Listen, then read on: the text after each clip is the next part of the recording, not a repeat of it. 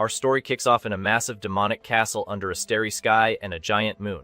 Inside, we see several fallen bodies as a voice questions how a mere human made it this far. Then a mysterious being appears, and even while out of breath, he acknowledges that our protagonist is quite skilled. Our young hero stares up a grand staircase, where the final boss awaits, radiating an imposing aura. The enemy is revealed to be Farza, the 7th Demon Lord, also known by the title of Elector Steel. But even facing such a powerful opponent, our guy shows no fear and flashes a huge grin. His name is Hanjo Wu, and he declares that the Demon Lord's era is ending today. Without wasting another second, our hero dashes forward at high speed. Leaping into the air, he uses the 12th form of his Empyrean blade, unleashing a burst of flaming energy. With a battle cry, he executes his move, clearly having the time of his life. However, mid-attack, his expression shifts to total confusion as a blue screen pops up in front of him.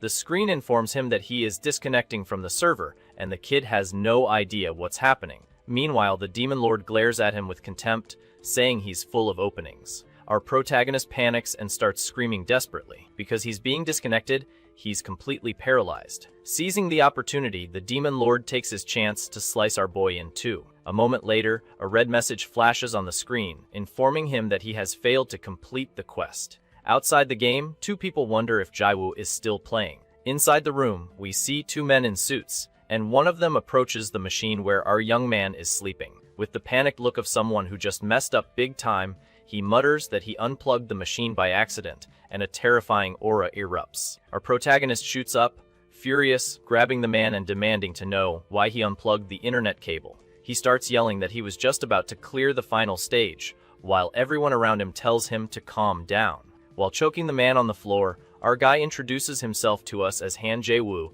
and says that while he might look like a gaming addict, in the past he was super popular, known as the Hanam Fixer. With a determined look, our young hero was also called the Brains of Hanam and the Money Goblin. Thanks to this, our MC used to have a great life, flush with cash, and surrounded by beautiful women. But then after solving a problem for a client, he finally had a major realization.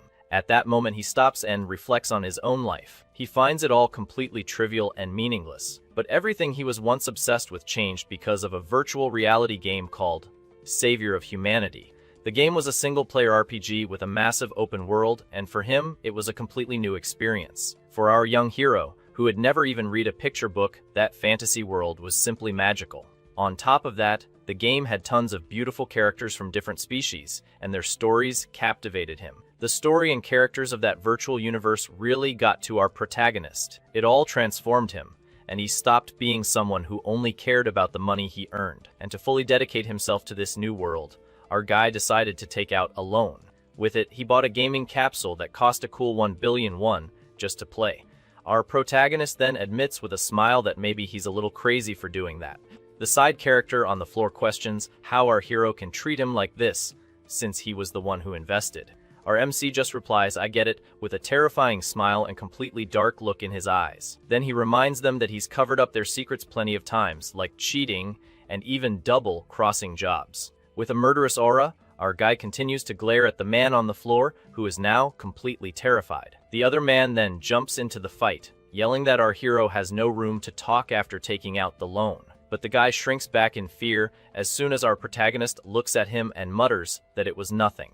The man then questions how he's going to pay off the debt just by writing game guides for other people. Our young hero dedicated himself completely, scaling dangerous cliffs to get rare items in the game. He also had to hide from massive dragons and other creatures to survive in the virtual world. Even in dark caves swarming with monsters, he stayed focused, studying maps. After all that exploration, he would write detailed guides to help other players clear stages. But in real life, his only worry was the bills that kept piling up in his apartment. Looking at his bank statement, he realizes his money was running out way too fast with so many debts. Seeing his situation, the men ask him to go back to being the Hanam Fixer. However, our protagonist refuses the offer on the spot without a second thought. He says he still hasn't seen the end of that game, and so he can't just give up now.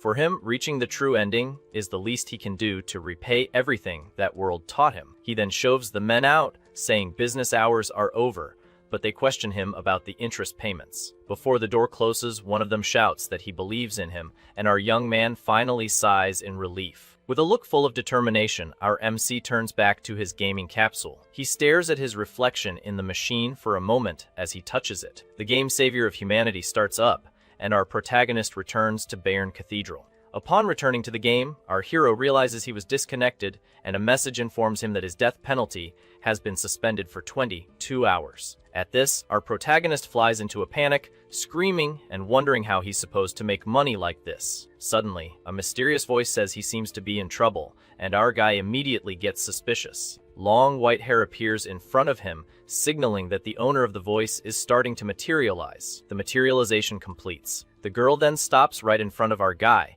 He asks in surprise who she is and what she wants. The smile, the girl introduces herself as Aquila and reveals she is the game master of a savior of humanity. Our MC doubts her and asks what a kid-looking girl like her could possibly be doing as the game master. She replies that you shouldn't judge a book by its cover and that her appearance is just a personal preference. Our guy starts laughing and asks if she really thought he'd fall for her story that easily. Unfazed by our hero's mockery, the game masterfully snaps her fingers. In that instant, time freezes completely around them, and all the NPCs are paralyzed. Our guy is shocked and wonders if it's some kind of time-stopping spell. He recognizes the power of that magic and says it's at least an SSS rank skill. But Aquila explains that it's not a skill. She just paused the server for a moment, and then asks if he believes her now. Aquila then reveals she's created a new event for the 7th anniversary and asks if he wants to hear the proposal, piquing our hero's curiosity. With an excited smile, the game master announces that a new world has opened up and challenges him to be the first to beat it with a new character.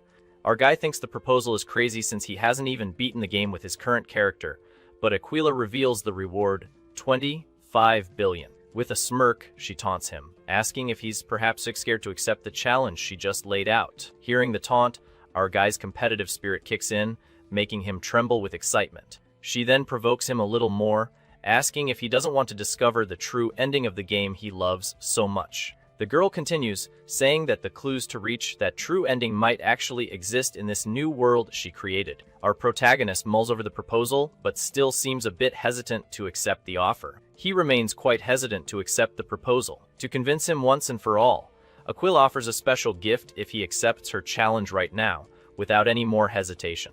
A screen pops up informing him that 30 million won has been sent to his account, sending our MC into a state of total euphoria over the deposited cash. She then mentions that besides being a VIP, he's also the player with the most money in the game, the #1 top ranker. Our young hero goes wild with happiness, thinking that with this money, it doesn't even matter if he can't beat the game in the end. With a smile on his face, he realizes that at least this month's interest payment is completely covered. Totally hyped, our protagonist yells that he'd be an idiot to refuse an event like this, and accepts the challenge on the spot. Aquila celebrates our hero's decision, saying she expected nothing less from a top-ranking player, then prepares to send him on his way. With a serious look and glowing eyes, the game master initiates the installation of the new world as the system begins to load. A bright golden ring materializes in the air as part of the new event's installation process. Then a strange triangular symbol appears, glowing on the game master's cheek. The installation continues, and the game master floats in the air with angel wings. Soon, all the surrounding NPCs and the scenery begin to disappear. She then points to a door and says it will lead him to the new world, making him wonder if it's a magic door. Our hero then asks if the game will start as soon as he steps through the door, and the game master excitedly confirms. Determined to win the challenge, our guy walks towards the door, which is emitting an intense light. Without hesitation, our protagonist places his hands on the knobs and prepares to open the great door to the unknown. But before entering, he looks back and reminds Aquila not to forget about the reward money she promised. With that, our MC steps into the light with open arms, ready to go after his money at the end of the line. However, Aquila remembers something important and, with a mischievous grin, says she forgot to tell him about one of the event's conditions. The game master then reveals with a terrifying smile that if his character gets taken out in this event, he'll also get unalived in real life. Our young hero is utterly horrified by the revelation, but it's too late. He's swallowed by the light, powerless to do anything.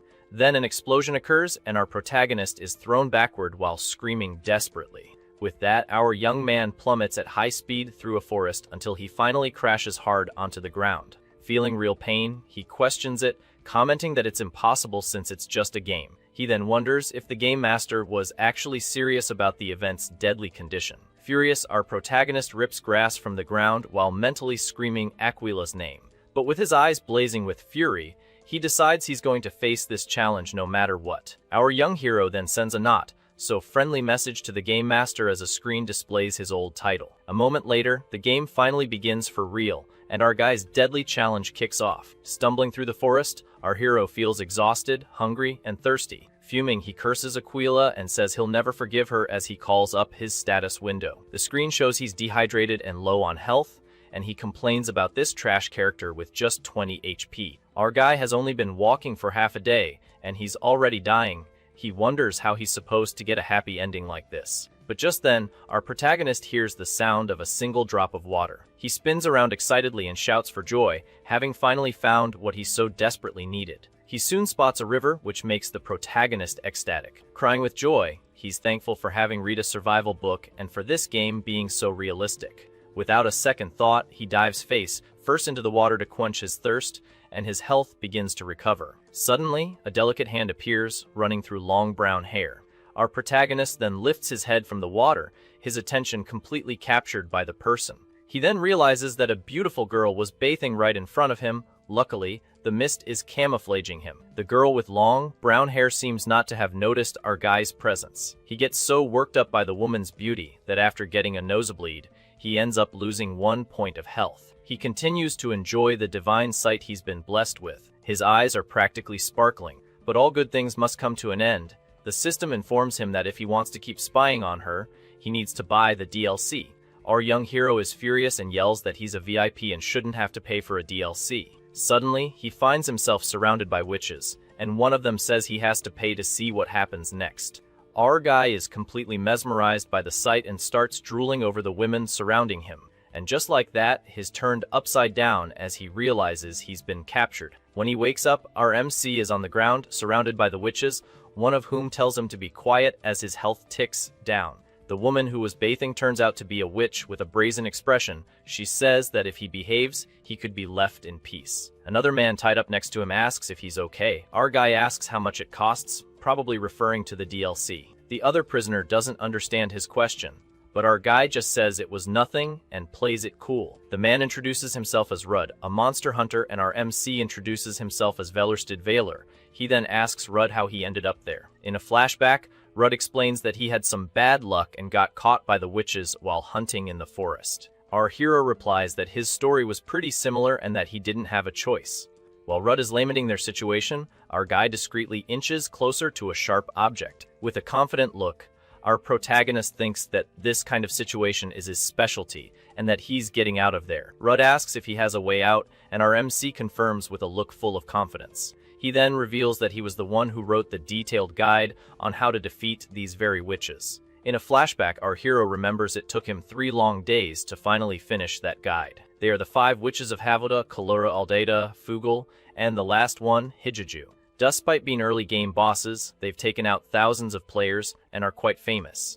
But our hero knows they're a pretty disorganized bunch, and 2 of them don't get along at all. With that, he makes a weird face and starts licking his lips, which seriously freaks Rudd out. He then turns to Fugel and asks if she's still alive, while a screen notifies him that he's provoking her. Our guy continues, saying he clearly remembers Lady Hijiju, talking about how she was going to end her. Hijiju gets annoyed and asks why he can't just shut up. With the provocation working, the screen announces that Fugel now hates Hijiju, and the witch becomes furious. Our hero adds that he heard her say she was going to take all her stuff, and Rudd is shocked by his audacity. Completely losing it, Fugel screams and asks if it's all true as she glares at the other witch. Hijiju just sighs and asks with disdain if she's really going to believe a prisoner like him. But our guy's plan is already working, and soon our guy's taunt works on Hijiju too. With that, Aldeda, who's pretty clueless, ends up revealing that Hijiju was indeed making an acid bomb. Meanwhile, Gunda, who has a huge appetite, just wants to know when the food will be ready and ignores the fight. Then Kaldura, who loves a good brawl, gets all excited and asks if they're finally going to fight. Chaos erupts, and the witches start arguing while our MC celebrates that his plan worked perfectly. And just as he predicted, Fugel and Hijiju start grabbing at each other, and he thinks, and people think these guys are a team. The other witches just watch the fight excitedly, which proves they have zero teamwork. With the full-blown brawl underway, our hero concludes that it's way too easy to get them to fight each other. He then tells Rudd they should use this opportunity to escape, and the hunter is impressed. But while the witches are distracted, our protagonist grabs the rug the witches were standing on. With a suspicious look, our hero thinks that before he leaves, he needs to do one more little thing. He then yanks the huge rug, causing all the witches to fall into the boiling cauldron. They all scream in pain at the same time. Our protagonist then points to the exit and tells Rudd to run, and the hunter agrees immediately. With a smile, he celebrates his success and notes that even though they're dumb, they give a ton of experience. Suddenly, a snake lunges forward at high speed. The snake wraps around his leg as a screen informs him that his movement has been restricted. With a wicked smile, Fugle calls him a cunning human and says she's not going down alone. Pinned to the ground, our guy is attacked by the snake, but it misses its strikes. Furious, he remembers that he forgot one important detail: his current character is incredibly weak. But in this moment of crisis, the monster hunter yells that he'll help him out of this jam. Without hesitation, Rudd charges forward with his sword drawn, ready to slice the snake holding our MC. With a clean strike, the hunter cuts the snake in half, freeing our hero from the animal's grip. Rudd then asks if he's okay, and our guy gets up and thanks him for the timely help. Our protagonist then asks if he can borrow Rudd's bow, and Rudd questions if he knows how to use it. He takes the weapon, and a screen shows the bow has 15 attack and a 30-yard range, which is pretty useful. Our hero replies that he knows a little, and then knocks an arrow with a very focused look. Instead of shooting at the witches, he aims upward, towards a massive object hanging from the ceiling. The arrow hits the target dead on, and a huge structure starts to crumble down towards the enemies. The witches look up, terrified, with no idea what's happening, but they know it's not good. Hijuju screams in desperation as she recognizes the falling object is actually an acid bomb. Fugle is completely shocked and furious at the revelation and has no time to react to the attack. With that, the bomb explodes and a corrosive green liquid is scattered everywhere. The acid spreads all over as they scream. Then a gigantic explosion happens, completely destroying the witches out in seconds. Our guy and Rudd just watch the destruction caused by the acid bomb. With incredible bad luck, our guy gets hit by a stray rock and loses another point of HP. Rudd then asks if they manage to defeat them, but our MC yells at him not to jinx it. A screen then informs him that he has defeated all 5 witches and gained a lot of experience points. Our guy looks at the screen and confirms their victory. Then Rudd celebrates that the plan finally worked. With a sly grin, our protagonist thinks he got really lucky and now he just needs to grab that thing. The hunter turns to our hero and thanks him profusely for saving his life from those witches.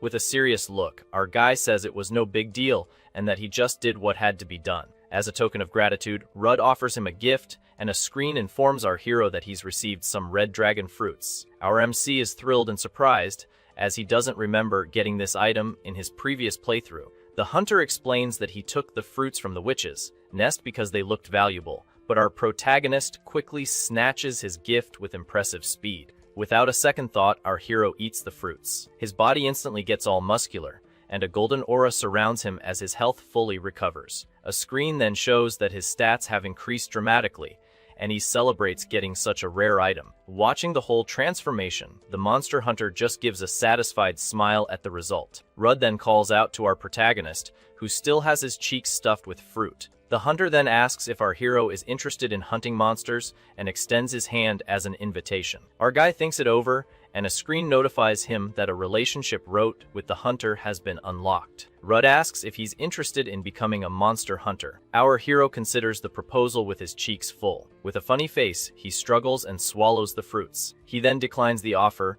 saying he has other things to do, which leaves Rudd a bit surprised. But suddenly, our MC realizes this might be a unique opportunity he can't pass up. He then remembers that all the experience from the witches will disappear in a month if he doesn't pick a class. So, before the hunter can leave, our guy yells that he'll stick with him for just 3 months. With a confident smile, he asks if 3 months will be enough for what they need to do.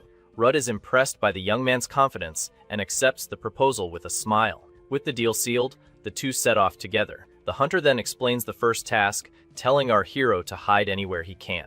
He then warns him that he has 30 minutes to hide, because after that, he's coming to find him. Our protagonist understands he's testing a tracking skill from the hunter class, but he believes the side character has underestimated him, and starts running with a confident smile. After all, our hero knows this forest like the back of his hand, having explored it many times before. With a leap, he recalls every detail of this place. He knows about the trees that mess with your sense of direction, and the mushrooms that release poisonous spores everywhere. On top of that, our hero remembers the fierce beasts that are far more dangerous than the witches from before. But he already has all of that in mind, and thanks to the dragon fruit, his physical abilities are maxed out. With a confident smirk, our protagonist is sure the hunter won't find him that easily. But suddenly, he stops short and makes a pretty funny surprised face. Just then, Rudd appears with a terrifying look, and our hero jumps out of his skin. The hunter then says he scored 50 points, but for his passion and effort, he'll give him a 10-point bonus. Lying on the ground, our MC asks how he found him, and Rudd can see he's dying of curiosity. With a satisfied smile, the hunter says it's been a while since he's had such a fun student to teach. So, the two continue their training, and Rudd seems pretty excited to teach our hero how to be a hunter. A screen then announces that the initiation quest is complete, and a new one called Hunter's Trial has begun. With that, he finally acquires the Monster Hunter class and gains many new and useful skills. Our guy then opens the screen and sees he got the long-awaited tracking skill at level 1. With a sinister smile and glowing eyes, he says they're going to work very well together from now on. After 3 months of training, Rudd is clearly impressed and asks if our hero has already mastered everything. With a smirk, our MC says it seems like he doesn't believe him and then challenges him to hide. The hunter admires our guy's spirit and accepts the challenge to try and hide in the forest. But he proposes a bet: if he isn't found in 1 hour, dinner's on our hero. With a slight smile, our protagonist agrees to the bet and says he's got this. He thinks to himself that he can't wait to start, and a red aura surrounds him. As Rudd scales a cliff, he feels happy to have found such a good and dedicated apprentice. Still, he thinks he shouldn't be too hard on our hero and decides to go a little easy on him. He figures hiding on the cliff will be enough to not get found in an hour, but like a flea, our guy is already on his tail, and he quickly grabs Rudd's ankle. At that moment, Rudd looks down and is completely shocked. With a terrifying face, our MC pops up and says, "Found ya." Another time, he finds him behind a tree, and Rudd is stunned that it's only been 3 months. The hunter is floored that he's already mastered all the skills he was taught. Finally, he finds him at the top of a tree and wonders how he learned in months what took him 5 years. For his last attempt, Rudd hides in a dark and dangerous cave to avoid being found. He thinks to himself that there's no way our hero came all the way here and tries to calm down a bit. But he panics when he realizes this place is actually a hellhound's den. With a smile, our protagonist appears and says he'll give him a tip from the guardian of humanity. He then whispers that not even an earthquake could wake a sleeping hellhound. With a confident smile, our hero then asks if he's finally passed the master's test. Sweeting bullets, the hunter Rudd can only confirm after being completely shown up by our guy. Back in the forest, Rudd is impressed with his progress, but our hero says it was all thanks to him. Our guy then strikes a cool pose and thinks about how he used a 5-hit combo of furious skills. With a smile, he says it was thanks to his master, but in reality he leveled everything up with the XP from the witches. The hunter praises him for remembering his tips, but our hero thinks to himself that he's the one who wrote the guide. The two then burst out laughing, and Rudd says he's never met anyone like him and that he's going to go far. The master then asks what he's going to do now,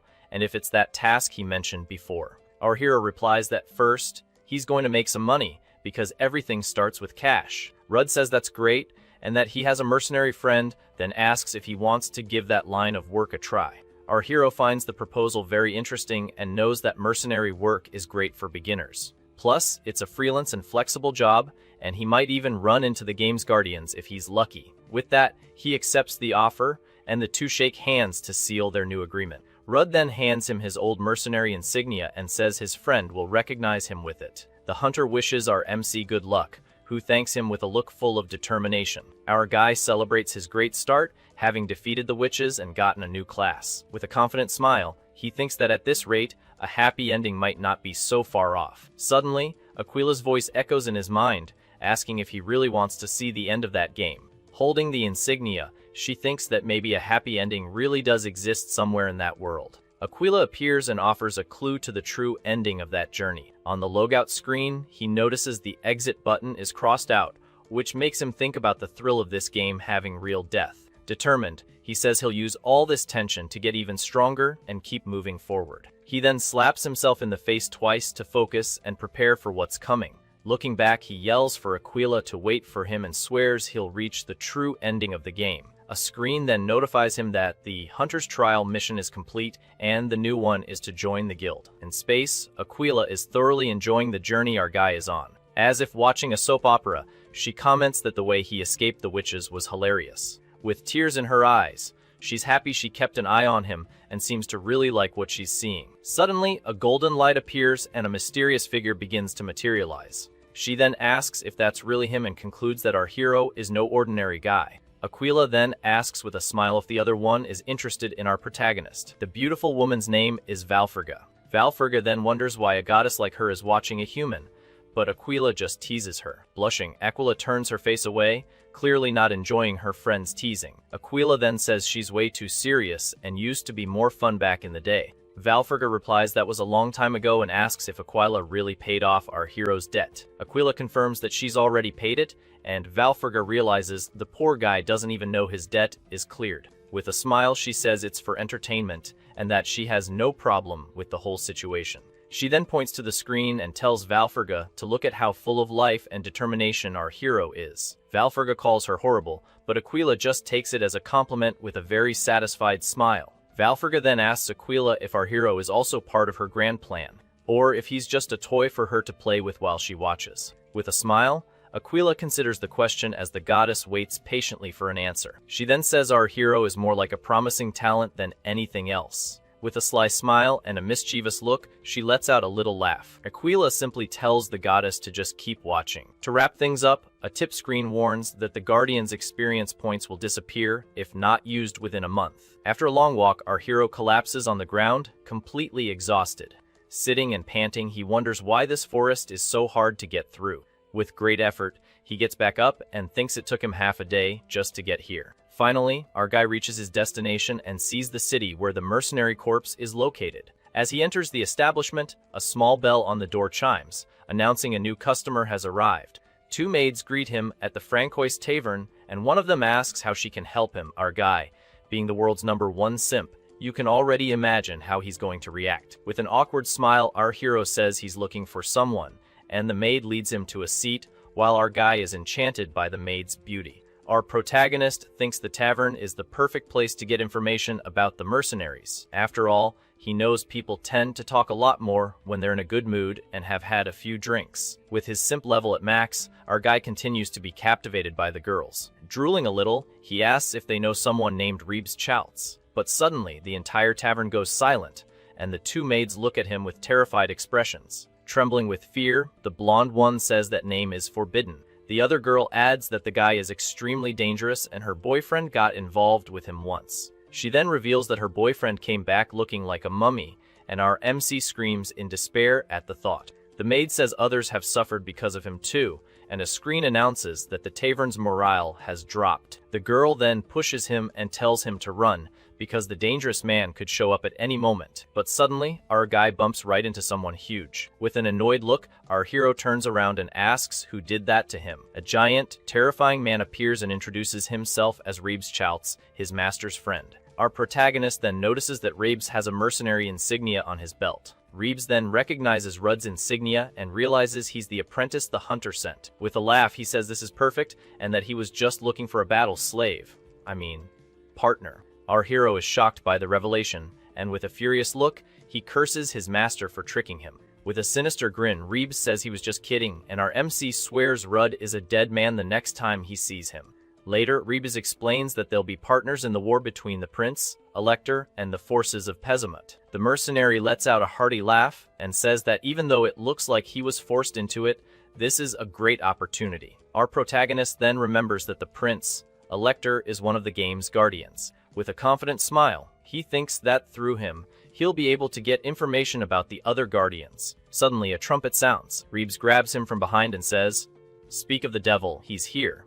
While a screen notifies him that he took damage just from Rebes' hug. As they watch the group, Rebes comments that he would fit in well with them. Just then, the Prince Elector appears, and a screen confirms he is a guardian of the game. Suddenly, our hero has a shocked expression on his face. With wide eyes, he wonders if she's really there among all of them. Then, an imposing knight in silver armor with blonde hair begins to approach. She rides with a firm and elegant posture, showing off all her skill and presence. To everyone's surprise, the legendary Lady Valpurgis is present. The prince, Elector, watches her with a serious and slightly suspicious look. He then asks if something is wrong, as he notices she seems a bit distracted. The knight denies it, saying she's perfectly fine. Even so, she remains silent as she rides alongside the prince. Our hero then watches the group move away as they prepare for the battlefield. He then recalls that she was his companion in all of his previous playthroughs, but in none of those times was he able to save her from the tragic fate that awaited her. With a furious look, he remembers that no matter what he did, the result was always the same. Reeves then notices his expression and asks if something is wrong, but our hero just denies it. But with a determined look, he swears that this time he will save her even if he has to risk his own life. Elsewhere, we see several mercenaries training intensely with their swords in a courtyard. The fights are pretty chaotic, and everyone seems to be taking the training very seriously. With a smirk, our protagonist thinks their training is pretty intense and interesting. Reeves then says it's starting, and a screen announces they've entered the Mercenary Corps training ground. The mercenary explains that they're choosing group leaders through fights, and there's even money on the line. Just then, one of the mercenaries wins a fight and celebrates with a bag of money in his hand. Our hero then thinks he just needs to make contact with the prince, Elector, so he decides to lay low for now. But Reeves grabs him with a sinister smile and says he's going to have to join the mess too. With an intimidating look, he says Rudd wouldn't send a nobody, and our MC gets a little tense. Ignoring his opinion, Reeves yells out and asks if anyone wants to fight around with the new guy. Immediately, several mercenaries get excited and shout that they want to be the first to fight the fresh meat. With a slight smile, our guy realizes he doesn't even have the right to refuse the offer. A mercenary named Max steps up and challenges him to a duel. The mercenary taunts him, calling him weak, and our hero gets annoyed by the side character's insult. Reeves then asks if both sides are ready to begin the upcoming combat. With a shout, he signals for the fight to start, and the two prepare for battle. Without wasting a moment, the mercenary rushes towards our protagonist, sword in hand. But in an instant, the opponent's sword is already sent flying. All the mercenaries are completely shocked by what they just witnessed. With just one blow, Max is defeated, and a screen informs our guy that he's gained 15 fame points. With a serious look, our MC thinks that's to be expected, since his strength is on the level of an ogre. Impressed, all the other mercenaries get hyped up and shout that they also want to fight the new guy. With an awkward smile, our hero asks them to come one at a time. Our protagonist then uses his intermediate swordsmanship and easily defeats another opponent. Next, he uses a monster containment technique and gains another 15 fame points. With a monster headbutt, he finishes off another side character, and the crowd goes silent. Tired of the situation, he says this is getting ridiculous and that they're embarrassing themselves. Suddenly, a bald mercenary named Charlotte appears and says he'll be his opponent. Our hero is shocked by the guy's size and wonders if he's even human. With a desperate look, he thinks this is too much and tries to log out to escape the fight. But the logout screen doesn't work, and he panics, unable to even exit the game. With a look of panic, he sarcastically thanks Aquila and asks for a minute to rest. The giant mercenary denies his request and lunges forward to attack, giving our guy no chance. With no choice, our protagonist just accepts his cursed fate with a tired look. But with his eyes glowing, he decides that since it's come to this, he'll settle it properly. He then grabs the opponent's clothes with both hands and prepares for a counter-attack. With a yell, he uses the monstrous crush skill to attack the giant mercenary. In a swift move, he slams the bald guy to the ground with so much force it creates a crater. Down and defeated, the mercenary wonders what kind of monstrous blow that was. Panting, our MC complains that the guy is heavy, and a screen notifies him that he's gained 30 fame.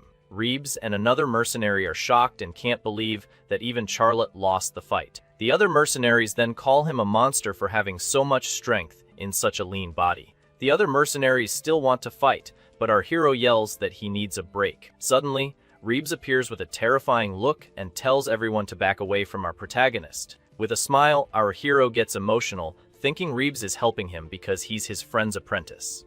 But Reeves points at him with a grin and says he's chosen him to be the new group leader for the battle.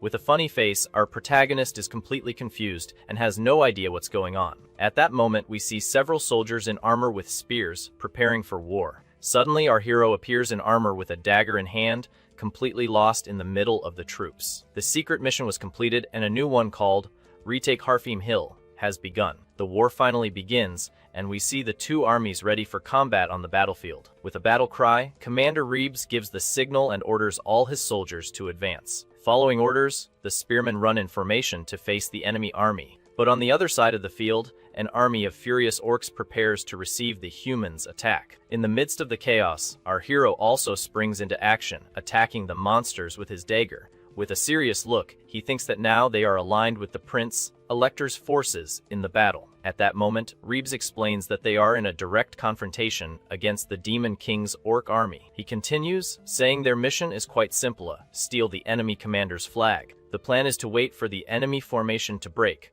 and then they'll push through the gap to attack the lines. But he warns that the orcs aren't just strong, their coordination is the best on the continent.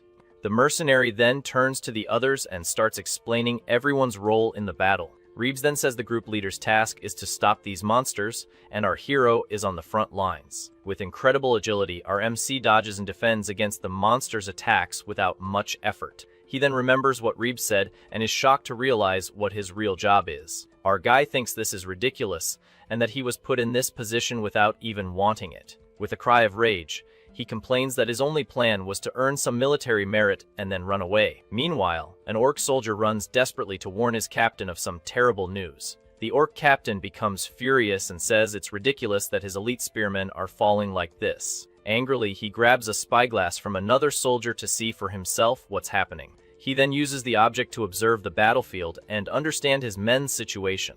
But as he looks through the spyglass, he's completely shocked by what he sees on the other side of the field. He sees our hero leading a charge and yelling for his men to smash them all to pieces. Seeing this, the orc captain breaks into a cold sweat and gets worried about the unexpected turn of the battle. To halt the advance, he orders his musketeers to form ranks and prepare to fire. The shots hit the group's shields, and a screen announces that their durability has decreased by 10 points. Our MC gives a slight smile and thinks the muskets are pathetic since they have to rotate to fire. Following the rotation, the commander orders the first rank to fire and the second to prepare to aim. Seeing the opportunity, our guy seizes the moment and leaps over the enemy's front line. One of the human soldiers looks up and is completely surprised by his leader's bold move. Still holding his dagger, he yells for his allies to advance and finish off the enemies. The orc soldier is sweating bullets and can't believe his men are being defeated by a single human. The orc commander with the flag then says he can't let those scoundrels take it. With the flag in hand, he says it carries the proud history of his tribe, and he won't surrender it. Our hero then charges with his men towards the commander, who swears he'll never give up the flag. But in an instant, the flag goes flying, and all the soldiers cheer for capturing the objective. With the flag in hand, a soldier yells that their leader has captured the objective. Suddenly, a trumpet sounds again.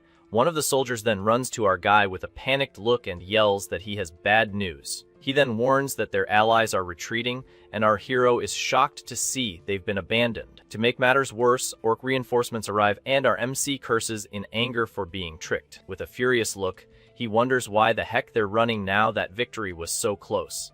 The soldier then asks if they should throw away the flag and run, but our hero screams at him. Stuttering in fear, the soldier tries to explain the situation, but can't finish his sentence due to panic. It's then revealed that they are completely surrounded by an army of orcs with no escape route. To top it off, the hidden boss, Orc General Kalyan, appears and says it's all over as a screen introduces him. With his glowing red eyes, Orc General Kalyan calls the humans brave warriors. The general then says that if they return the flag and retreat, he will honor their bravery and spare their lives. With a smirk, our hero says he doesn't believe him and threatens to stuff the flag down Charlotte's underpants. Kalyan becomes absolutely furious at the threat and yells, asking how he dares to do that to the sacred flag. He yells that he'll do anything to win, and the screen announces he has attempted to intimidate the orc general. The other orcs get confused and call out to their captain, not understanding the situation. But the orc general just stares at him with a serious look and makes a decision. Kalyan then orders everyone to prepare to fire, and our hero uses the flag as a shield. Without hesitation, the general gives the signal and orders all his soldiers to fire at once. The flag is hit by multiple projectiles, and our hero defends himself as best he can. A screen informs him that his intimidation failed, and he remembers that the orcs never gave up the flag so easily. With wide eyes, he realizes something is very different this time, and the situation has gotten worse. Meanwhile, his comrades are hit by the attacks and try to defend themselves with their shields. One of the soldiers then screams that they brought the great general into the battle and that it's cheating. He adds that there's no way to face that monster with his current fame and rank. With a desperate look, our MC wonders what he should do in this impossible situation. He then remembers a moment from the past where he was watching the sea with his teammates. Back then, he was a confident and skilled player who always overcame challenges with ease. Suddenly, he recalls Aquila, the game manager, who was watching him with a mysterious look. He remembers her laughing and saying he would die in real life too if he kept this up. With the terrifying memory, he snaps back to reality and screams in panic at his current situation. One of the soldiers then yells at him to give an order, or they'll all be completely annihilated. But our hero just gives a strange smile, seeming to have completely lost his sanity. He then starts laughing loudly, and one of the soldiers says he's finally lost it under the pressure. Still laughing, he yells for Charlotte and asks the mercenary to hand him the trumpet. Charlotte tries to argue that no reinforcements will come, but our hero tells him to shut up. With the trumpet in hand, he prepares to put his new, desperate plan into action. He then blows the instrument with all his might, and the sound echoes across the battlefield. With a smile, he says now they're even and that Aquila won't abandon him now. He then yells that, after all, he's still a VIP client and can't be left behind. Annoyed, the orc general ignores our hero's madness and orders his spearmen to advance and attack. A giant orc then prepares to attack our protagonist with its spear, its shadow completely covering him. The giant monster then calls someone the arch enemy of its people and prepares for the imminent combat. But even with a spear pointed at his head, our hero just gives a crazy smile and doesn't seem to care. Suddenly, a yellow blur flashes by at high speed and knocks the giant orc away, saving our protagonist. To everyone's surprise, a knight on horseback leaps over the orc army and arrives to help. The knight then lands in the middle of the enemy army, revealing herself to be Lady Valpurgis on her white horse. With agility, the white horse gallops across the battlefield, masterfully dodging enemy attacks. In the midst of the chaos, the knight yells for the soldiers not to give up and to keep fighting with all their strength. With her sword in hand, she then orders all soldiers to raise their weapons and prepare to fight. With the knight's arrival, the orc general orders his troops not to interfere. He then declares this a noble duel between him and Countess Valpurgis. Impressed by his honor, the lady praises him, calling him a true man. Without wasting any more time, the warrior charges forward with her sword to attack the monster. The two blades clash with an intense spark, and the fierce combat begins. Our hero watches it all, shocked by how strong she is. The battle continues, and the orc attacks with brute force, but she manages to defend herself. With his red eyes glowing, the general shows all his fury in the fight. Using her agility, the lady dodges the attack and leaps to counter-attack. She then manages to land a powerful kick right in the green monster's face. But the general just steps back with a smile, seeming to be enjoying himself. The knight laughs too and compliments her opponent on his incredible skills. Callian then asks if she's from the Brotherhood, but the warrior denies everything. The monster then gives a wicked smile. Realizing the situation, the lady says it's getting late to continue. She charges at the orc again. The two of them are locked in a struggle of strength against each other. With a sinister smile, the monster seems to be thoroughly enjoying the battle. He then slams his weapon on the ground with full force, causing a large dust explosion. However, the lady dodges the attack and is now on top of the orc. In one final blow, she lands a direct hit on the creature with her blade. Callian then admits it was a good duel as the knight moves away from him. Suddenly, the general drops his sword and falls defeated in the middle of the battlefield. Seeing their leader on the ground, the orcs begin to retreat in complete desperation. Our MC is speechless, seeing that commander fall with a single blow. His companion then says that's to be expected from the legendary Lady Valpurgis. Without their leader, the entire monster army flees the battlefield in a hurry. After the battle, the lady approaches our guy and asks if he's the leader. She says she felt his courage and introduces herself with a very friendly smile. He introduces himself as well, and the two shake hands. Our MC thanks the knight and says that without her help, they'd all be dead. He then bows his head and blames himself for not being more careful with the situation. But the lady points behind him, completely surprising him with the gesture. When he turns around, he sees all his teammates shouting and celebrating. With smiles on their faces, the mercenaries lift him up and toss him into the air in celebration. A screen then announces that his credibility has increased, and he wonders why. He then remembers his men fighting with everything they had to protect the flag. Even at a complete disadvantage, they didn't back down and defended themselves bravely. Our hero then recalls that he led them and motivated them throughout the entire battle.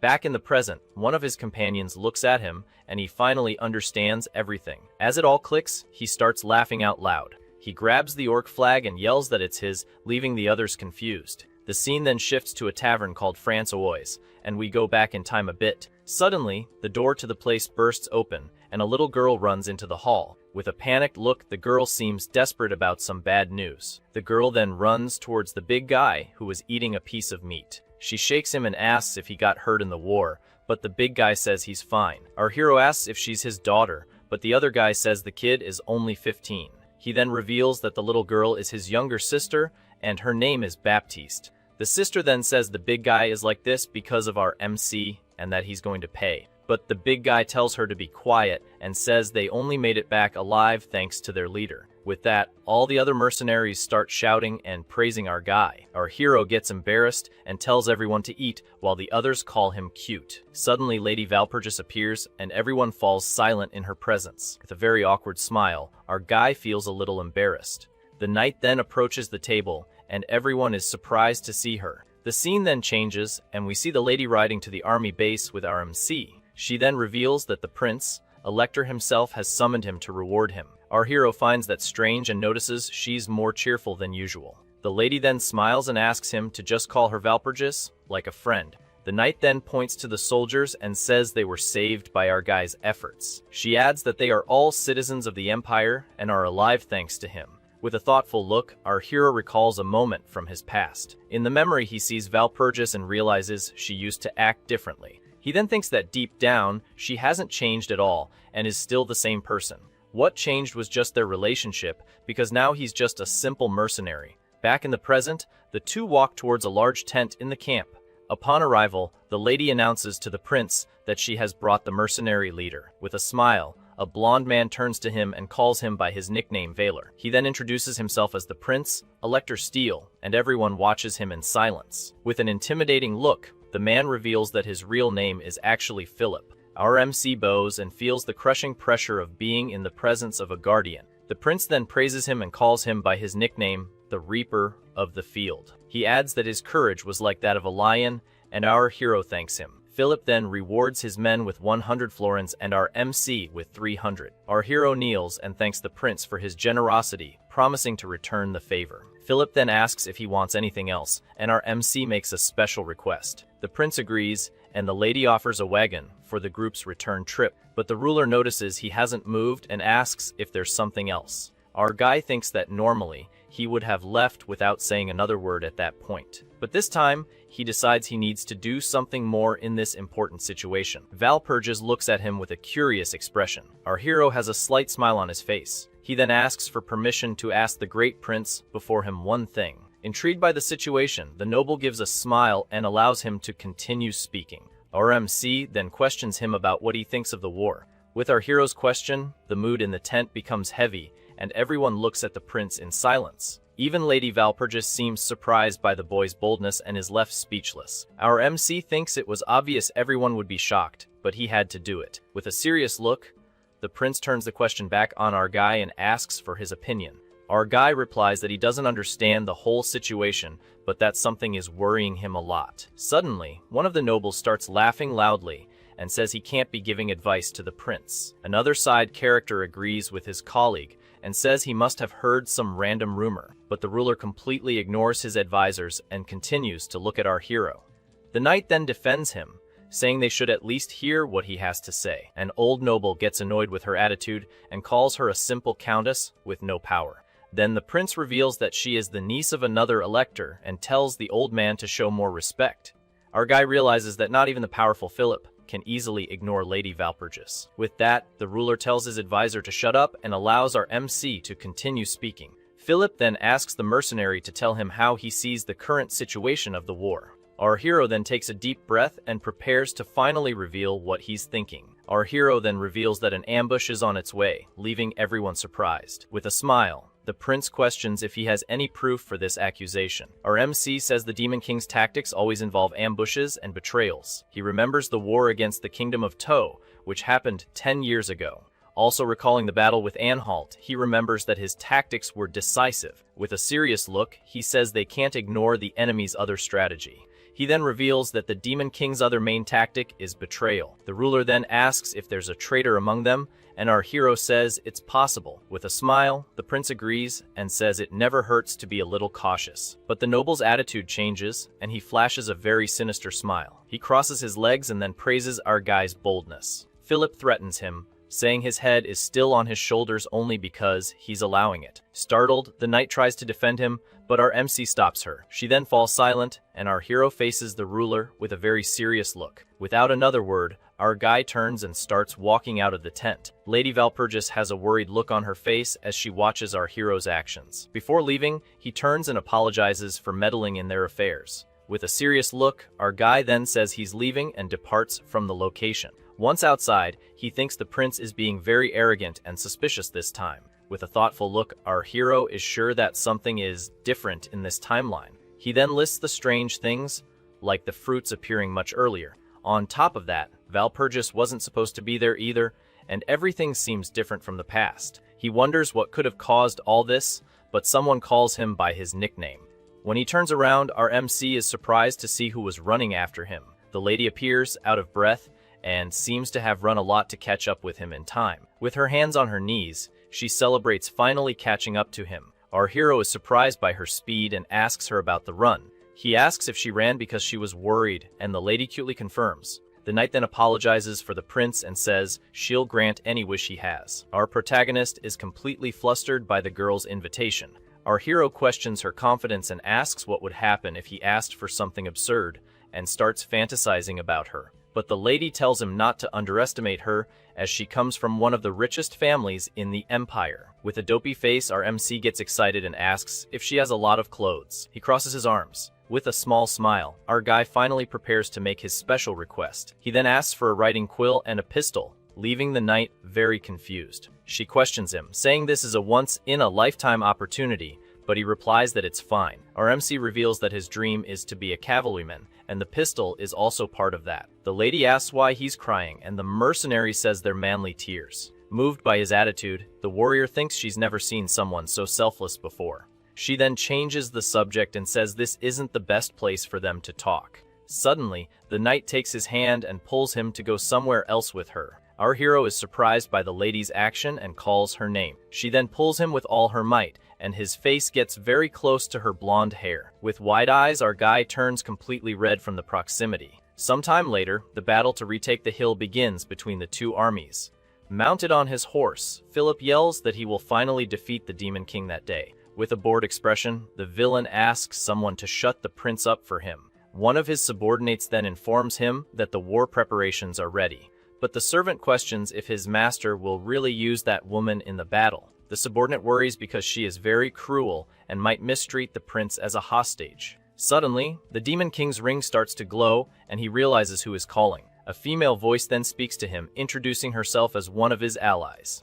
An elf girl appears hopping around and says she's ready to start the fight. The villain then praises her work and asks the girl to stay very alert. With a concerned look, Pezimut seems to want to ask the elf one more thing. He then asks her to go easy this time, but the girl doesn't understand the request. She asks when she has ever gone too far, and the Demon King yells that she always goes way too far. With a smile, the elf ignores the complaint and seems very excited to fight. She steps on one of her allies and says she always takes it very easy in her battles. The Demon King is shocked by the girl's response, and his servant tries to snap him back to reality. We see our hero riding at high speed through a dark and gloomy forest. Our MC is impressed with the animal's speed and remembers the horse's name is Philly. He then realizes that this is just a spare horse and thinks about how powerful the Lady of Bayern is. On top of that, the girl gave him a healing potion worth 1,000 florins, the price of an entire building. Just then, a large explosion happens in the distance, and our guy is startled by the noise.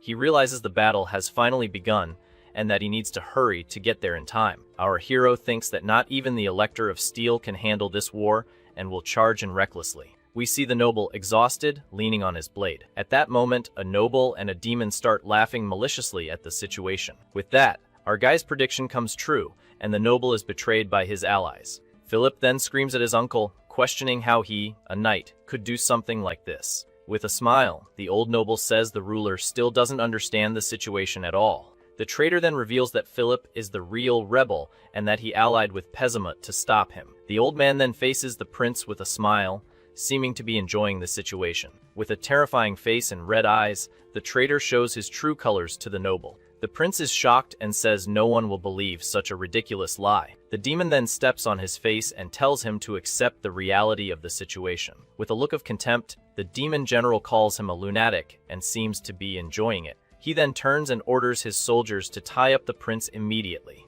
Frightened, the ruler tries to back away and tells the soldiers to stay away from him. Crying, he tries to use his noble title to save himself, but it doesn't seem to work. The general gets annoyed with the noise and orders him to be silenced, but Lady Valpurgis suddenly appears. The mysterious knight then lands a powerful kick right in the demon's face. With the impact, the general is thrown back, surprised by the woman's strength. The warrior then tells her soldiers to take the chance and escort the prince away from there. The old traitor gets angry and warns Pezimut that Philip will escape this way. The demon king then contacts Hexax and tells her where Philip is headed. The elf then replies that she was just playing around a bit with one of her subordinates. With her master's order, the girl finally gets up and prepares for battle. With a sinister smile, the elf informs her men that it's finally time to eat. The elf's horde of hounds appears, and she orders them to attack the prince with everything they've got. Suddenly, we see our protagonist riding through the forest. Mounted on his horse, our hero draws his pistol and faces the elf zombie hounds. With a serious look, our guy recognizes the creatures and knows who they belong to. He remembers that the girl's tactic is to tire out her opponents before devouring them. Just then, one of the hounds leaps towards him, preparing to attack with its fangs. But our MC is faster and hits the creature with a strong blow, sending it flying. He then shoots the monster and says he knows Hexax's fighting style all too well. Our hero notices there aren't many hounds there and deduces that the rest went after Philip. But he doesn't care about the prince and thinks the most important thing is to save Valpurgis. With that, our guy spurs his horse on, saying he needs to hurry to get there in time. Meanwhile, the lady and her knights try to escape but are surrounded by the zombie hounds. The prince and the knight ride together, trying to fight off the creatures in the forest. Suddenly, the ruler realizes his mana control has been cut off by the demon king. Angrily, the noble calls it a dirty trick. A zombie hound then lunges at the prince, ready to attack him with full force. The ruler is terrified by the approaching monster and can't react, but Lady Valpurgis suddenly appears and saves him by cutting the hound down with her sword. Valpurgis leaps over his horse and lands back on her own. She prepares to fight another creature, showing her bravery in battle. The knight then asks if the noble is okay, and he stammers that he is. She then warns him that they are in dangerous territory and need to be careful. Suddenly, the prince hears a cry for help and turns his head towards the sound. One of the lady's knights is being attacked by several hounds and is calling for help. The ruler is shocked by the scene, but seems unwilling to do anything about it. The lady then yells for her soldier to hang on, that she'll help him soon. Just then, Philip shouts the knight's name, getting her attention. With a sinister smile, the noble suggests they abandon the soldier. She is shocked, and he says their lives are more important than a soldier's. Disappointed, the warrior questions if that isn't the duty of a ruling noble. Angrily, the lady grinds her teeth and thinks that if only she had acted differently. She remembers the meeting and thinks that if she had listened to our hero, everything would be better. The warrior then regrets not paying more attention to our guy's warnings earlier. She blames herself for ignoring his advice and bitterly regrets it. Suddenly, the elf appears and attacks the knight from behind with a metal whip. The faster elf uses her whip, striking Valpurgis around the neck. After being caught by the whip, Valpurgis calls out for the ruler, but she is abandoned. With a look of despair, she realizes she's been left behind. The noble even looks back but ignores her. Unable to hold on, the knight falls from her horse, hitting the ground hard. The elf knocks her off her horse. With her hand on the ground, the lady thinks they are lost and that there is no more hope. The ruler looks back with a worried expression but seems too afraid to act. Fallen on the ground, the knight laments that an elector like him could be so cowardly. At that moment, the elf appears with her whip and says their fun isn't over yet. The elf then mocks the fallen warrior, saying that to be an elector, one must be very strong. With a sinister smile, Hexax calls her sister. Angrily, the lady yells and tells the elf to take back what she said immediately. She then explains that the title of elector is very important to the empire, but the elf ignores her sister and orders her men to continue hunting the prince. With a smile, the girl says the lady also has the blood of an elector. Her red eyes glow as she stares at the knight with malice. At that moment, the warrior understands the situation and is left speechless by the revelation. Valpurgis takes the lead and runs towards the elf. She tries to punch her, but with a disdainful smile, the elf dodges. Valpurgis is surprised and immediately takes a counter-attack from the elf. The elf then starts laughing and says she loves hearing her sister's screams. She then lunges forward again and hits the lady with her whip as she falls.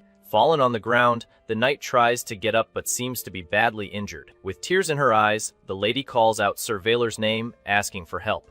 She then starts to remember our guy. Even while suffering in this battle, she's happy that he's safe. She is content, even if this is the end for her. The elf screams in pure ecstasy and yells at her not to give up the fight yet. Suddenly, the sound of a gunshot echoes through the forest, startling the girl. Another demon is surprised by the sound and wonders what it was. The elf then looks to the side and sees one of her hounds falling down the hill. The creature is lying lifeless on the ground with a bullet wound in its body. At that moment, our hero appears behind the elf. With a powerful punch, he hits the elf in the face and sends her flying. The girl is thrown backward and can't react to the surprise attack. Our MC then lands in front of the lady to protect her. Crying, the knight looks up and starts to stutter her savior's name.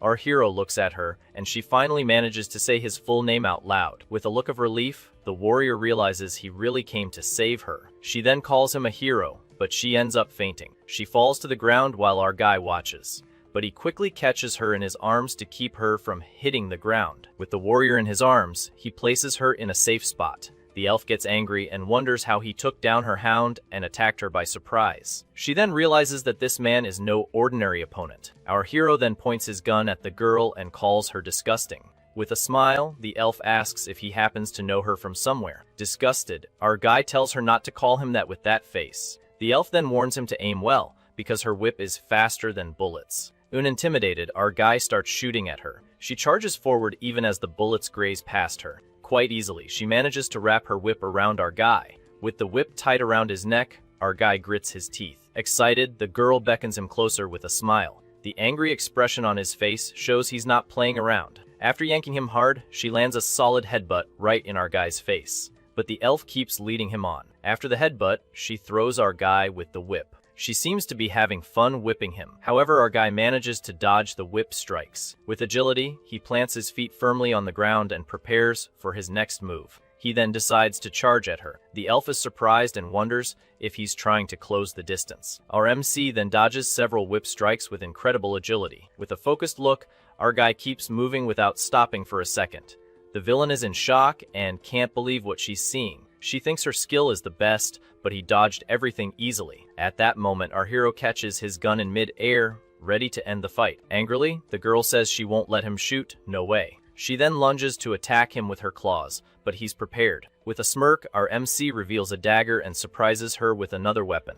The elf is terrified by the surprise attack and can't react in time. Our hero then pulls the dagger back, and the enemy's blood splatters on the ground. With a smile, he asks if the girl liked the taste of the sharp blade. Angrily, the elf says she's a burst DPS and lost an eye because she focused on the gun. She grinds her teeth and thinks she needs some time to recover from the damage. Just then, demon wings sprout from her back, and she prepares to flee. The girl then flies away, saying she's too busy to continue fighting. Our protagonist mocks her and asks if she's really afraid to fight. But the elf warns that taunts don't work on her because she doesn't fight up close. He then points his pistol and says that today, he'll be a long-range fighter. With a smile, the girl laughs and says she can easily dodge bullets in the air. Suddenly, her expression changes as she realizes something is very wrong with her vision. She starts seeing multiple images of him, and her sense of distance becomes completely messed up. With that, a bullet hits her dead, and the girl is gravely wounded in mid-flight. Smoke comes out of the gun as our guy says everything went according to his plan. With the girl wounded, our MC says that shooting bats is incredibly satisfying. She then falls to the ground after being hit. With the elf on the ground, our hero complains that the pervert was a huge pain. With a sly grin, he gets ready to see what items she'll drop. Suddenly, the villain calls him brother with a scared and very different look. With tears in her eyes, the girl asks if he's really going to finish her off. She continues to cry and tries to use her charm to manipulate the situation. But our guy is unfazed and tells her to stop the theatrics and accept her end. The elf becomes furious when she realizes her act didn't work on the mercenary. Our hero then attacks without mercy and ends the battle. He receives her cloak, whip, a potion, and 2,000 florins as a reward. Relieved, our MC collects all the items and seems very satisfied with the outcome. He then holds the potion and says it's a good thing he didn't sell it before the fight. With the potion in hand, our guy approaches the fallen lady to help her. With a determined look, he prepares to use the item and save the warrior. We see the unconscious knight on the ground as he promises that he will definitely save her. With a serious look, our protagonist analyzes the perfect recovery potion. The potion completely heals wounds and diseases, but needs to be applied to the affected area. Our hero focuses on the warning part and starts to think about what it means. He then realizes that to heal her, he'll have to apply the potion directly to her body. With that, our guy understands he needs to apply the liquid under her armor. With his face beet red, he tries to calm himself down and convinces himself it's just a procedure. Our MC then gets ready for action, telling himself there's nothing wrong with it. Suddenly, he starts to remember his past. His father died from an illness, and right after, his mother also collapsed from overwork. At just 18 years old, our hero was left completely alone in the world. Because of this, he became a kind of debt collector, and we see a young man begging for forgiveness. At 22, Jay was now working as a sort of handyman and hated it. Then, a client thanks him for his service and hands him a small envelope with money.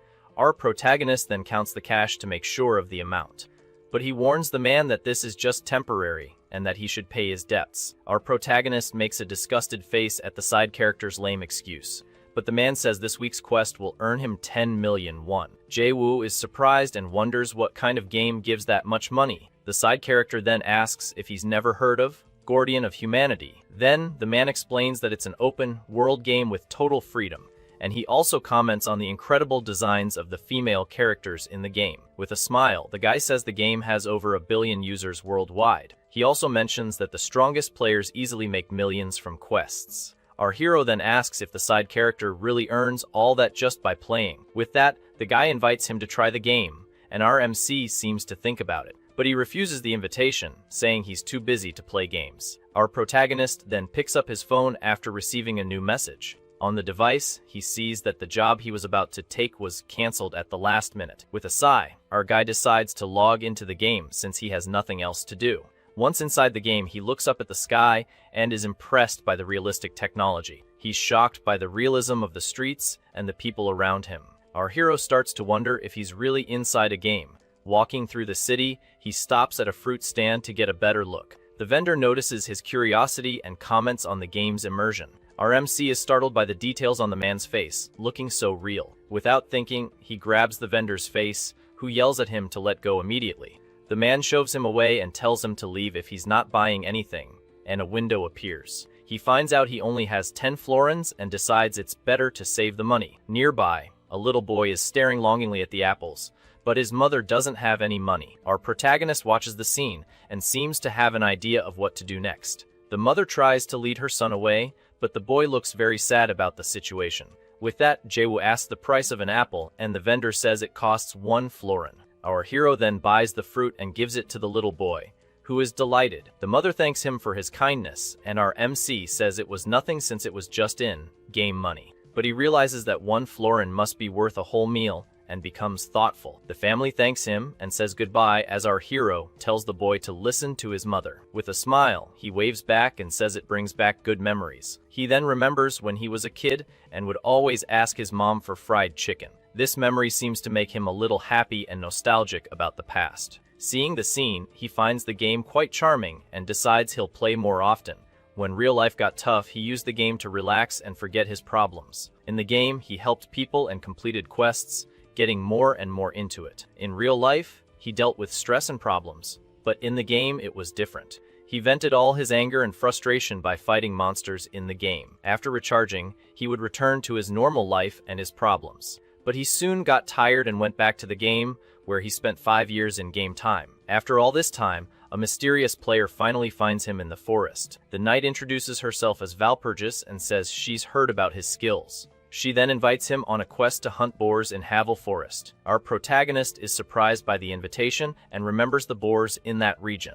The warrior praises him for defeating the boar with a single blow, but he complains about her lack of help. With a smile, The lady says he was so strong that she didn't even have a chance to join the fight. The warrior then invites him to form a party, and an official request appears on his screen. Our hero is suspicious of the offer and thinks it's just a contract to make him do all the work. The lady then asks if he has trust issues, and our guy gets a bit flustered by the question. He admits he's a little distrustful, and the knight finds him quite amusing. With that, the warrior recommends him as a knight of the empire, and our MC accepts immediately. Time passes, and now we see a large crowd cheering Han Jou's name with great excitement. On a balcony, a noble next to the lady comments on how far our hero has come. That man is actually Elector Steele, our guy Han Jou, a very important figure in the empire at that time. But our protagonist says he didn't do it alone and that he wouldn't have gotten there without her. The warrior explains that those are the people he saved and the peace he brought to the kingdom. At that moment, a dove flies by, and feathers fall as our hero watches the scene, very emotional. The lady points to the crowd and says those people are his loyal citizens. With a proud smile, the knight seems very satisfied with how everything turned out. As the flashback ends, the scene returns to the present with white doves flying across the sky. Back in the present, the knight praises our guy, saying he really is someone special. With a smile, she says she's never seen anyone with so much dedication in her entire life. With a bruised face, our hero says it's because he loves this world so much. The warrior gets flustered by his response and says this is where she realized how beautiful the sky is. He agrees and says that aside from the pain in his face, everything is great around here. As they ride, the lady informs him that they will soon arrive at the Valperga convent. With a red face, the warrior promises she will repay all his kindness. Our protagonist makes a mischievous face,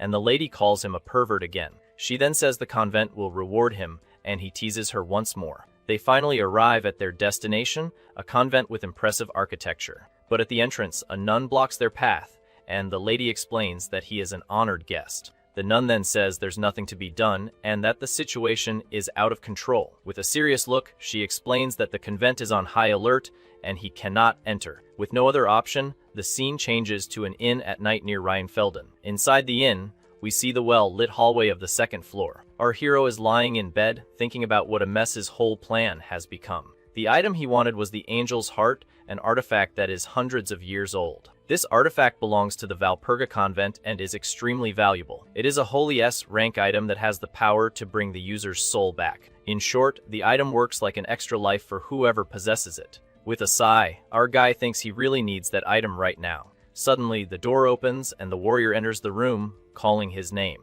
The lady then apologizes for him having to stay in such a simple place. Valperga asks what he's doing, and our guy says he's thinking. She then says she has something serious to tell him, and he promises to keep it a secret. The warrior says she knew she could trust him and seems more relieved with his answer. With a small smile, she prepares to tell him what's really going on. The lady then reveals that the High Abbess has been completely consumed by darkness. Our hero is confused because he saw Abbess Angela, but the warrior explains the truth. Shocked, our guy realizes that the true Abbess Margareta is still alive. He thought she had died a long time ago and didn't pay any more attention to it. That woman is a legend in the Empire and can even defeat demon kings on her own. Furthermore, she was the one who transformed the Valperga convent into a military force. With a determined smile, our hero says they have to save her no matter what. Suddenly, he jumps up with a burst of energy, and the warrior is startled by his reaction. With a red face, the lady asks what's gotten into him to act that way. Our protagonist asks if the High Abbess was really struck by the darkness. He then says they should go right away, because he knows darkness better than anyone. The scene then returns to the Valperga convent, which is now under a heavy downpour. The knight then wonders how our MC could know so much about the darkness. The warrior confirms the story and says he really knows the darkness well. She then tries to convince the woman, saying our MC is someone trustworthy. With a serious look, Vice Abbess Angela seems to be analyzing the whole situation. In another room, the nun says that the knight has told our hero way too much. As the nun slams her fist on the table, our guy and Valperga are surprised. Angela then explains that the entire incident was caused by a traitor within the convent. With that, she questions why she should trust an outsider at such a critical moment. The woman orders the lady to expel him immediately, saying he's not worth it. The warrior is speechless at the order and lowers her head in disappointment. But she notices that our guy isn't disappointed. On the contrary, he has a smile on his face. He says he heard about the High Abbess, and the woman says it's none of his business. With a smile, our MC asks her to at least listen to him for a moment. He then reveals that he has read the Gospel of the Seven Demons, leaving the woman shocked. She wonders how he knows about that book, which was written by Saint Anthony. Our hero explains that the book details everything about the darkness and the demon kings. Breaking into a cold sweat, the woman is in shock and can't believe what she just heard. Slamming her fist on the table, the woman demands to know how he knows about that cursed book. Our hero then asks for a leap of faith, saying he understands how to fight against the darkness. With a bizarre smile, our MC scares the nun and the small warrior in the background. The woman finally agrees but warns him that he must take this secret to his grave. The nun then continues her threat, saying that if he tells anyone else, the muscular, furious nun smashes a piece of the table. With a terrifying look, she threatens him, saying she'll bury him at the bottom of a river. The group then walks down a dark corridor, surrounded by other very intimidating nuns. Our hero makes a disgusted face and wonders what kind of crazy convent this is. The knight notices his expression and asks if he's okay, but our hero plays it off. Angela asks if the lady also wants to be strong, and our guy is relieved by her answer. They finally arrive in front of a large, dark door with a demonic aura. The nun warns him about the energy and tells him not to lose his mind in there. The woman then orders the other nuns to wait outside, and they all agree. The woman then announces that she is ready to open the door for our protagonist. With that, the door opens, and a demonic purple energy leaks into the hallway. Our hero feels the energy, and a system window warns him of the mental damage received. He then worries about the lady, who says she's fine because of the goddess's blessing. But the system informs him that his mind is protected, and our MC confirms that he's fine. Inside, the nun presents the imposing figure of the convent's high abbess. Our guy is in shock when he sees who the person in front of him in that room is. He remembers that she is the person with the most overwhelming strength in all of history. The woman is the high abbess of the Valpurga convent, a very legendary figure. Our hero then finally sees the face of Margarita, the true abbess. With a dopey face, he wonders if she was kidnapped, but the nun scolds him. The woman tells him to take it seriously, as this is why they asked for his help. With a tired expression, she explains that they've already tried everything to save her. Our protagonist listens carefully, seeming to understand the gravity of the problem. But nothing worked, and that's why he is their last hope to save her. The woman grabs him tightly and yells that she'll pay anything to save her. Our guy asks her to let him go, and the nun apologizes for her excessive force. After recovering, our hero says she really does seem to be sick. Crying, the woman explains that the darkness consumes her twice as much because she is a priestess. He then points to the black veins and says that is proof of the curse. But our protagonist says it's okay because there is a way to solve this. With that, the nun grabs him again, and our hero takes more damage from her strength. The woman lets him go, and our guy tries to catch his breath after the tight squeeze. After calming down, he prepares to explain the plan to save the woman. He then says that the method to resolve the situation is actually quite simple. Our MC explains that they need to use the convent's holy relic on her. With a serious expression, the woman remains silent for a moment, seeming to analyze the proposal. The nun then asks if the treasure he mentioned is the famous angel's heart. The woman understands the plan and realizes he wants to transfer the curse to someone else. But she explains that divine powers and curses are opposites, and the process would be fatal for the abbess. Our hero confirms this, saying the curse is fatal for clerics, which is why no one from the convent could do it. With a smile, he boasts that as a mercenary, he is the most qualified to transfer the curse. The nun seems to ponder the situation, carefully analyzing our protagonist's plan. With a sad look, the woman says she is very sorry, but that method is not allowed. The leader's message said that this was her darkness, and no one should sacrifice themselves for her. She threatened that if anyone sacrificed themselves, she would turn the entire empire upside down. The woman warns that the curse is of the darkness, and its cause and symptoms are unknown. She approaches our protagonist. With a serious look, she asks if he really thinks he could survive something so incomprehensible. The nun approaches with a dark aura and says the curse will torment him forever. The knight agrees, saying he doesn't have to sacrifice himself, but our hero reassures her. With a confident smile, our hero says he might be the best option for the task. He then explains that he read the Gospel of the Seven Demons and is not a vulnerable cleric. The woman listens intently, seeming to consider the logic behind his words. With a provocative smile, our MC says she's tempted by the idea and should just admit it. The nun sighs warily and puts her hand to her face, appearing to be in a major dilemma. She then says she'll be in trouble when the leader wakes up but tells him to do what he wants. The item Angel's Heart is then shown, and its ability to revive the soul is revealed. Our hero thinks he should keep the item but sees a chance to make a powerful ally. The knight tries to stop him, saying he doesn't have to do this, but he interrupts her. The nun then tells the lady to just watch, because he's a man and has his reasons. Our MC says he's ready and prepares to begin the transfer ritual. With a focused gaze, he begins to use his mana to start the complex process. He then places his hand with the ring on the abbess's forehead to begin the transfer. A dark energy begins to flow out of the woman, and the two watch the scene, impressed. Suddenly, the demonic purple energy explodes and fills the entire dark room. The scene shifts to a strange, dark place full of planets and stars everywhere. Our hero then wonders if this is the realm of darkness, as everything is dark and directionless. Suddenly, a mysterious voice echoes, asking who dared to summon it to this place. Our guy then bravely shouts his name and orders the creature to remove the curse. The voice mocks him, saying the pathetic mortal can't even see its form and asks if he's gone mad. Our hero gets nervous at its size, and the voice says it has no business with him. The creature then yells for our MC to get out of its sight,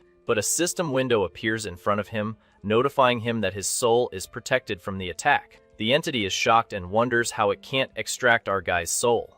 Our hero then yells for the creature to shut up and transfer the curse to him immediately. The entity becomes furious and threatens to extract the souls of everyone in the same space as our protagonist. With a smile, our hero realizes the creature has taken hostages and decides to play dirty too. He then reveals to the entity that he has read the Gospel of the Seven Demons, leaving the creature shocked. With a dopey face, he says he traded his dog for the book, and the creature calls him an insolent fool. Our MNC continues the taunt, saying the book must be selling for cheap to other sages. Our hero opens his arms and provokes the entity, saying that if it takes too long, its secrets will be exposed. The entity finally gives in and agrees to his request, and our guy smiles victoriously. But the creature imposes a condition, and our MC thinks that was exactly what he wanted. Back in the mental plane, a system window appears in front of our hero. A quest appears to eliminate all the demon kings, and our guy realizes the entity took the bait. He then wonders if he should butter it up a bit more, and pretends to be too weak for the task. The creature calls him a pathetic worm, but tells him to take the power if he can handle it. With that, the entity unleashes the power of darkness, and our protagonist is hit head on. Feeling immense pain, our hero yells that this wasn't part of their deal. But the voice replies that nothing in the world is free, and great powers come with a great price. Our guy continues to suffer from the intense pain and can barely speak. Furious, he yells that the creature will see and endures the power with determination. Several system windows pop up, showing his new powers, but the last one says he died. The scene then shifts to outside the convent, showing the beautiful architecture of the place. Our protagonist then suddenly wakes up in bed, startled and panting from what happened. Still panting, our hero sits up in bed and wonders if he's really alive. He then looks at the ring on his finger and realizes the item saved him from death. Our guy gets out of bed and feels a new, powerful energy flowing through his body. With a manic smile, he celebrates the new strength he gained from the ritual. He sees himself as a king of necromancy, commanding legions of undead and dragons. Tidalth the Bloodthirsty appears and he feels more powerful than ever. With his arms wide open, he yells that he's number one among all players in the world. With a silly face, he thinks the world is finally recognizing his true worth. Lying on the floor in ecstasy, he doesn't even notice the warrior has entered the room, worried. With tears in her eyes, the lady asks if he hit his head to be acting like that. The knight then scolds him, telling him never to do something so reckless again. Trembling, the warrior asks if he has any idea how worried she was about him. Our guy gets embarrassed by her reaction and realizes how much she cares. To calm her down, our protagonist then places his hand over hers. With an embarrassed smile, he apologizes and promises he won't do it again. With steam coming out of his head, he's completely flustered. Still embarrassed, the warrior makes sure to reinforce that he made a promise. After that, an awkward silence fills the room as they both look out the window. Suddenly, a deafening noise breaks the silence, startling both of them in the room. Our hero runs outside and asks what happened, seeing the destruction and the other nuns. With a calm expression, Angela notices that our protagonist has finally woken up. The woman confirms that he's awake, and our guy asks if a crazy lumberjack came through here. While he's joking, a gigantic shadow begins to cover the entire area. Startled, our hero looks up and sees what looks like a gigantic tree root. A female voice then explains that it was just a stretch after lying down for so long. Suddenly, the figure of the High Abbess appears out of nowhere and thanks him for saving her. Atop a colossal tree, the woman introduces herself as the High Abbess of the Valpurga Convent. With immense strength, she throws another trunk to the ground. Our hero finally sees Margaretta's face and is shocked by her youthful appearance. With a charming wink, the convent leader tells them to call her Mari. Descending a staircase, the convent leader guides our hero to a mysterious place. Our MC thinks that Philip has already left the forest and he has finally achieved a higher rank. He then planned to use all this new power to secretly take down the Guardian. But since Philip is a guardian with the angel's heart, the chances of victory are low. Suddenly, the abbess celebrates and yells that it's time for an adventure, leaving our hero confused. Angela then tells the leader to have some decency, but the woman says that's the true evil of the nobility. Our guy asks the lady if she's always like this, and the knight confirms, embarrassed. With a watchful eye, the convent leader seems to notice the two lovebirds' conversation. Our protagonist whispers that the girl is the strongest in the convent's military force. With a cute face, the woman asks if the two are having a moment alone, making the lady nervous. Our hero gets a little embarrassed but seems to be enjoying the whole situation. The leader then announces that they have arrived at the Valpurga underground storage. The woman says the place, full of magical tools, is perfect for someone cursed like him. With a smile, she holds his hand and says she'd even go on a date with our guy. But she pulls back and says someone would get very angry, so it's better not to do anything. The woman, in a hurry, says she's excited and tells them to come in quickly, while our hero thinks everything is chaotic. With that, a giant door opens, revealing an intense golden light on the other side. Our protagonist thinks everything is going well, and that the hunt for Philip will begin soon. The scene then shifts to outside the convent, showing the peaceful landscape. Elsewhere, our hero shows off his new gear to his horse and asks if it looks cool. A system window shows an SS rank item that nullifies curses and has the Shadow Burst ability. He also gets an A rank magic dagger that improves his undead abilities. Suddenly, the lady appears and asks if he was going to leave without saying goodbye, then invites him for a walk. With a hesitant step, the two start walking together in a slightly tense atmosphere. The warrior says it feels like they've known each other for a long time and that he's done so much for her. She then starts to remember all the moments they spent together, like the battle against the orcs. The lady also remembers the fight against Hexax and says he was amazing and reliable at that moment. The knight thanks him for all his help, and our hero gets flustered by her compliments. After that, an awkward silence fills the air as the two walk side by side. The lady then asks why he doesn't seem curious, and our guy gets nervous, not knowing what to say. With a smile, the lady tells him not to play dumb, because she knows what she's talking about. She then talks about the face that's been hidden under that helmet all this time. Our hero gets all embarrassed and says he figured there was a reason for it. The boy then explains that's why he never asked her anything about it. The warrior reveals that under the helmet, there is a large scar that is the mark of a curse. The lady explains that she doesn't even know what curse it is, and that her uncle tried to hide it from everyone. Because of this, people call her the Kogli Knight, a nickname given by those who know nothing. With a serious look, the warrior asks if he would like to take a look at her face. The lady says she's nervous, but feels that our hero will see her as she truly is. Our protagonist turns completely red and is speechless at her unexpected request. She then takes off her helmet and asks how she looks and if he thinks she's ugly. She shows her shyness to him by slightly covering her face. Our hero is shocked by her beauty and covers his mouth, embarrassed. The lady then asks him to say something because the silence is killing her inside. Our guy then yells that she's beautiful, and the knight is super relieved by his answer. Our protagonist is surprised and thinks that he's never seen the lady like this in his other lives. She then says she has something to give him,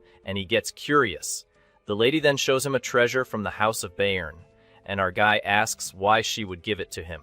The knight explains that it's a symbol so that she will always be with him and hands him the item.